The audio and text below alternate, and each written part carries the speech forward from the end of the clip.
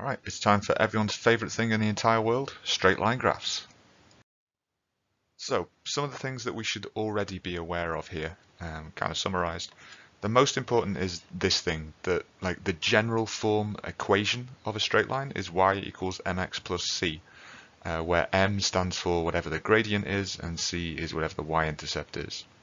Gradient is a measure of how steep the line is, and you can find it in general by doing the change in y divided by the change in x. So in the example we've got here, the change in y is 3 because the line goes up 3, the change in x is 6 because it goes across 6, and so our gradient is 3 divided by 6, which is 0.5. Y-intercept, that just means where we go through the y-axis, and basically if we can find these two values, if we can find the gradient and we can find the intercept, then we can talk the equation of a line by just putting them into this equation. So if we found the gradient was 0.5, if we found the intercept was 2, we would say that y equals 0.5x plus 2. Simple as that. So let's have an actual look at some equations then. So we've got a few little lines here. Let's go through them one at a time. So let us look at the orange one first. So we want to find the gradient of this line. Remember that to find the gradient, we pick a point on the line, we draw across, we draw up, and we want to measure what those differences were. So that was 4 across and 4 up. So the gradient, which we're going to call m, 4 divided by 4 is 1. The intercept, that's where that goes through the y-axis, that's here, is at 2. So the equation of that line is y equals 1x, where we just say x, plus 2. Okay, what about the other ones? Let's look at green. So for green, pick a point on the line. Now try and pick a point that is like exactly on the tram lines. We don't want to pick somewhere in between two squares because it's very difficult to count that. And I'm going to go from there just straight down and straight across to there. So that's 3 squares down and 1 square across. Now my gradient here is not just 3 divided by 1 because we went 3 squares downwards there. And if a line goes downwards, the gradient is negative. So gradient there is minus 3. The intercept for that, it crosses the y-axis at minus 4. So put it all together, that is y is minus 3x minus 4. So you get the idea. Find the gradient, find the intercept, and we're good. Let's look at what we'll call the dark blue. Find the gradient. So that's going to go maybe from here to here. That's 2 across, 4 up. So m is 4 divided by 2 is 2. Intercept goes through the y-axis at 0. So we could say y equals 2x plus 0, but we should probably just say 2x. And finally, let's have a look at pink, which I'm going to have to use purple for. So gradient, let's go from here to here. Let's pick a big triangle. So that's down 3. So we know that we are going to have to be doing minus 3 when we do the sum, and it's across 6. Don't fall into the trap of thinking that's 2. That's a half. It's 3 divided by 6 minus 0.5. And then the intercept for that is minus 2 because it goes through the axis at minus 2. So our equation there is minus a half x. And you could say plus minus 2, but we're just going to say minus 2. Then lastly, we've got the 2 wildcards. So if we look at the light blue line, that doesn't really have a gradient. If we go from here and across, it will never reach the line. So if you've got a vertical line, you want to think, what does it go through? Well, it goes through the x-axis, and it goes through the x-axis at 11. So the equation for that is literally just x equals 11. And likewise, for the yellow line, this might be a bit hard to see, it goes through the y-axis at 8. So it's literally just y equals 8. And I wanted to make sure we'd seen some of those as well. Normally gradient and intercept, but sometimes if it's horizontal or vertical, not. Something that can catch people out here is that they tend not to actually look at the units or the scale of their graph, and they just count squares. So let's take this one as an example. I've got to find my gradient by drawing my triangle. And then if we were doing this on the previous page, we were saying, well, that's down 3, it's across 6, I'll do 3 divided by 6. But no, look at the units. This goes 0, 1, 2, 3. We are going down 3, and across we're also going 3. Look at the scale. It goes 0, 1, 2, 3. So our gradient for this one would be minus 3 because we went down, divided by 3 would be minus 1. Our intercept is 3, so the equation of that line is minus 1x, or just minus x, plus 3.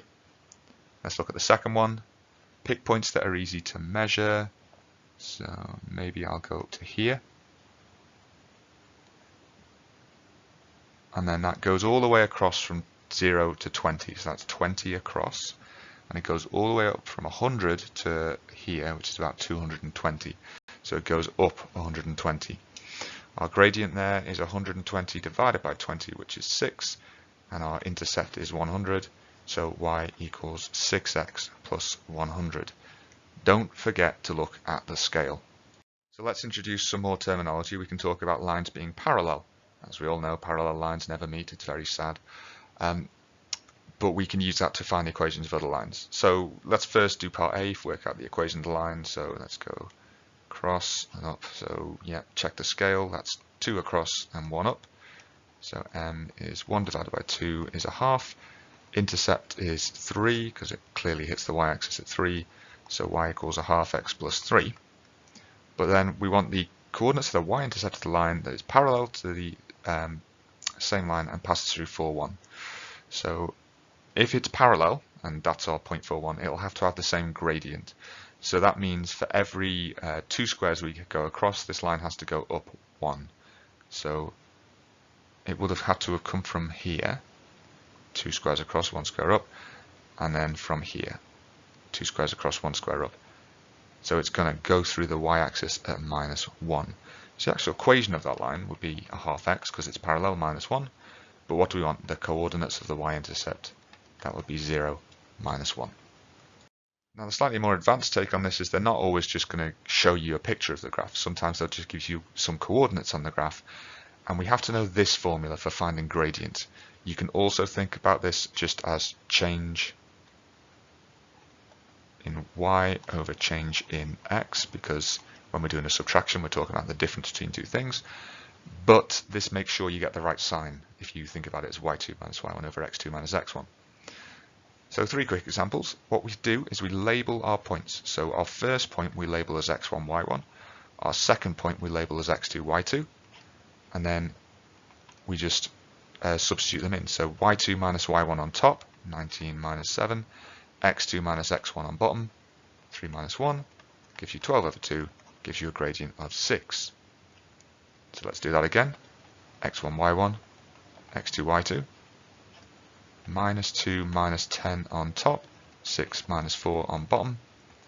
It's minus 12 over 2. That was a gradient of minus 6. And I think if you just think about change in x and change in y, you might just get that as being 6 again. But it is definitely a negative gradient. Last example, y2 minus y1, so 11 minus 9 over 10 minus 2. That's 2 over 8, which we could simplify to a quarter. So you get the idea. 6 minus 6 and a quarter for our gradients there. I'm just going to write these in here while I remember. So if we know the gradient and if we know a point on the line, an x1, y1, then we can find the equation of the line using this, which I'd say is one of the best formulas in GCSE and A-level. We're then going to do some rearranging to y equals mx plus c, but we're going to start with this. This is a great way of finding the equation of a line. So I'm not going to go ahead and find the equation of the value of my gradient again, because we already did that on the previous slide. We've got m is 6 on this first question, but we will label up an x1, y1, because we need that for our formula. So the formula goes y minus y1, so minus 7, equals m, so 6, x minus x1, so 1. Now, to fully simplify this, we expand the bracket, and then we add the 7 across to the other side, and we get that the equation is 6x plus 1. Now, if you wanted to check you were right, you could substitute in the other coordinate, or, well, either coordinate, and just check it works. So we've got here 319. Remember, 3 is x and 19 is y. Is 19 equal to 6 times 3 plus 1? Yep. So we know our equation is a good one. Okay, let's do the same for the other two. So y minus y1. So y minus 10 is m, which is minus 6 this time, x minus 4. So we will expand that, and don't forget minus times a minus is plus 24. And then we will add 10 to the other side, so minus 6x plus 34. Check it with the other coordinate. Is minus 2 equal to minus 6 times 6 plus 34? Well, that's minus 36 plus 34, so yes. And let's do the last one. So y minus 9, that's our y1, is equal to a quarter of x minus 2. And maybe you want to write that as being 0.25. Expand our bracket, so it's minus, so not it's minus, it's a quarter x minus a half. 2 quarters make a half, and then just add the 9 across, so we'll get 9.5, or let's just go to decimals, let's say 9.5. There we go. So we're now going to look at a series of sort of exam questions on this and just sort of see what thing they could ask us to do. So here is a very easy example because they tell you the gradient, which is minus 2, they tell you the point, which is your x1, y1, and so we just need to use our formula. So y minus y1 equals mx minus x1. Now here we're subtracting a minus number. This is x minus x1. So remember, you can always change that to just being a plus, and you should change that to being a plus. Expand our bracket, so we'll end up with minus 2x, and then minus times plus, so minus 6, and then add the 10 across, minus 2x plus 4. Check that coordinate works if you want. 10 equals minus 2 times minus 3 plus 4. Yep. So that's our equation. Slightly more two-part one here. First off, we've got to find the gradient. Now remember, gradient, y2 minus y1 over x2 minus x1. So label up your points. We've got our x1, y1. We've got our x2, y2. Sub that all in. We've got gradient is y2, so it's 9, minus 9 rather, minus 5. And then x2 was 4 and x1 was 2. You might want to tidy up the top before you do something with it, and minus minus is a plus. And then that'll give us minus 4 over 2, which is the answer that we want, minus 2. Second question says, does C lie on this straight line? And to do this, what we've got to do is we've got to find the equation first, because then we can do what we've been doing already and substitute that in and check that it works. So we've already got the gradient, and we've got our gradient is minus 2. We've got our x1 is 2. And we've got our y1 is minus 5, so let's put that all together. Y minus y1 equals mx minus x1. What would that give us? Well, it give us y plus 5, and then let's expand our bracket, minus 2x plus 4, and then let's take away our 5. Y equals minus 2x plus 9. And we could check if this coordinate they've given us fits into that. So does 601, that's our y, equal minus 2 lots of minus 301 plus 9? Is that true? Well, that would be 602 plus 9 would take me up to 611. So no, that is not true. C does not. So there we go. A couple of rapid fire questions here. What can we do with this? Well, if we want to find the gradient, we need to look like y equals mx plus c. Always try and get your equations in that form. So let's rearrange. So we will first off subtract the 3x and add the 1. And then we'll divide by 4. So we'll end up with minus 3/4 x plus a quarter. So our gradient is minus 3/4. Same sort of thing here. Let's rearrange it first. So we've got 3x plus 2y is 24. So let's take away the 3x and divide by 2. And then we want to get where we cross the x-axis. Now if you think about coordinate axes, the x-axis That's this one here going across. That's all of the coordinates where y is equal to 0, because you have like minus 3, 0 over here, and 4, 0 over here, and minus a billion 0 over here. So if we want to cross the x-axis, that we set y equal to 0. So we'd be saying 0 is equal to minus 1.5x plus 12, and then we can solve that. So 1.5x equals 12, divide that across, we'll get x equals 8. So there's my coordinate. What about this next one? We want to find where we hit the y-axis again. So this is where x equals 0. So we can say y equals 2 times 0 minus 1, which is equal to minus 1. So we'd have the coordinates being minus 1. We could also just said this is y equals mx plus c, and the intercept is minus 1, because that's what the second part of the equation is. So the last bit of information to add in is this idea of parallel and perpendicular graphs.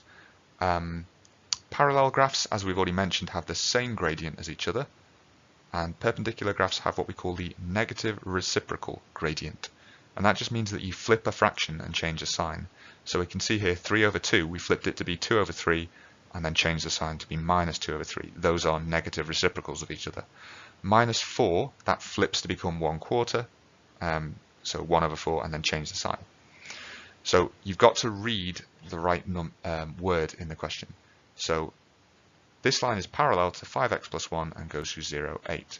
So the gradient is the same as the line, and it's already in the form y equals mx plus c, so we can say gradient is 5. We've got x1 equals 0, and we've got y1 equals 8 from the coordinate that it goes through. So y minus y1 equals mx minus x1. Expand the bracket, add 8. We could have also just realized that 0, 8 is an intercept point, but I prefer to use a consistent method. B, perpendicular. So our gradient was 3, but perpendicular means we flip that and pick the negative reciprocal. x1 is 6, y1 is 2. So let's put that all together. Y minus 2 equals minus a third x minus 6. A third of 6 is 2, and it's positive because it's a negative times a negative. And then we will add our 2 across, so y is minus a third x plus 4. Okay, a couple more of those. So we've got here a line that's parallel to 4y equals 6x minus 9. Now, again, if we want this to be a gradient that we can read off, we need to first rearrange it to y equals. So we're going to divide everything by 4 and say we've got 1.5x minus 9, not minus 9, minus 2.25. So gradient is 1.5. It's parallel to y equals mx plus c. We've got our x1, y1 as being 1 and 3. So y minus y1 is mx minus x1. Y minus 3 is 1.5x minus 1.5, and then add 3 across, 1.5x plus 1.5. Lastly, perpendicular. So again, we want to divide by 3. Y plus 3x is 4, and we want it to be y equals, so we'll take away that 3x. So the gradient of this line was minus 3. We want the perpendicular gradient, so we flip that to being over 3 and change the sign from being negative to positive. We've got our x1, y1 as being 7 and minus 3. So y minus y1 is mx minus x1. That's a plus. Expand the bracket, and we'll just leave this as 7 over 3, and then take away 3 from there. And that's going to give us a third x minus 16 over 3. Okay, so we've got a few more exam questions to consider. Show that these lines are parallel. What does parallel mean? Same gradient. How do we find the gradient? We rearrange them both to y equals. So y is 3x plus 7.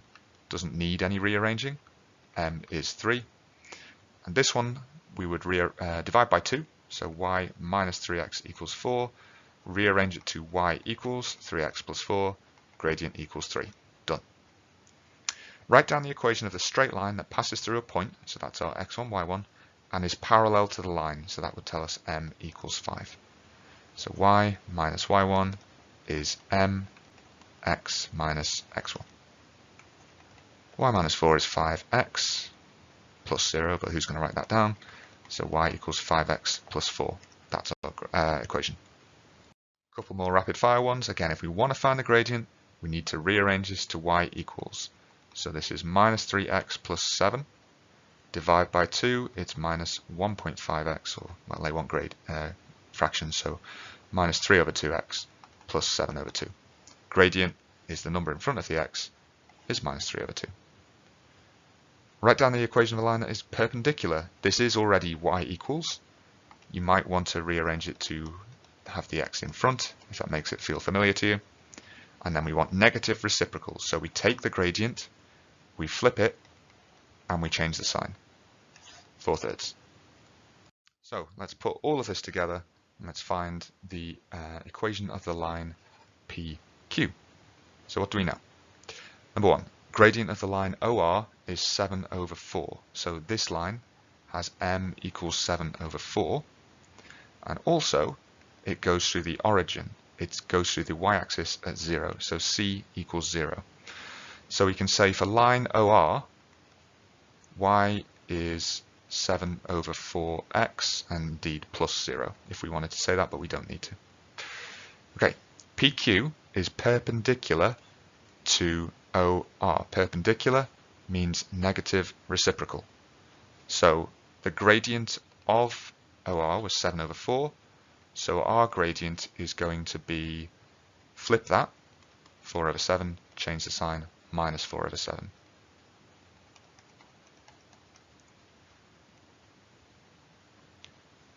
What else do we want? P is the point 14, 0. So here is our x1, y1. So I think we've got enough information to find the equation of PQ now. Y minus y1, so y minus 0, is m minus 4/7 x minus x1, x minus 14. What should we do with that? Well, we don't want to write down a 0. We should expand our brackets. Plus 56 over 7. And then we check if we've answered the question. So this is 9 times out of 10, this is the form you want to be in, but it says it wants to look like this.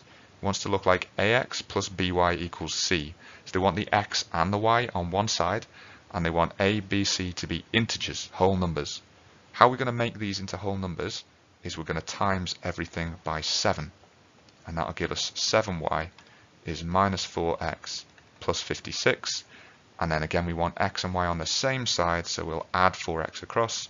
We'll have 4x plus 7y equals 56. And we are done. So yeah, that's straight lines. Very quick tour through them, but obviously we've seen them before in chapter 14.